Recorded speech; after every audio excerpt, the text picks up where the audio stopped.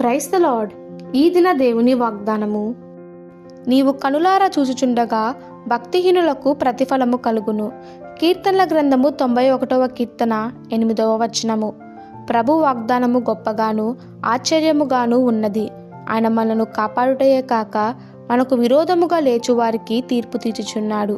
మనలను అన్యాయముగా ద్వేషించు వారికి ప్రభు ఇచ్చు శిక్ష మన కనులు చూచుచున్నవని వాగ్దానం చేసి ఉన్నాడు. కాబట్టి మన శత్రువులను గూర్చి చింతింపక పగ తీర్చుకోవాలి అని తలంచక ప్రభు చేతికి అప్పగిద్దాము. ప్రభువే మన పక్షమున వ్యాజ్యమాడువాడు, మన పక్షమున యుద్ధం చేయువాడు, మన పక్షమున సమస్తమును జరిగించువాడు. భక్తిహీనులకు కలుగు ఫలమును నిశ్చయముగా మన కనులు చూచును అనున్నదియే దేవుని వాగ్దానము.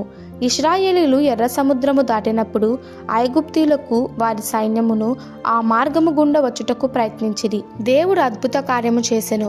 మోషే సముద్రము మీద తన చెయ్యి చాపక ప్రొద్దు పొడిచినప్పుడు సముద్రము అధిక బలముతో తిరిగి పొంగెను.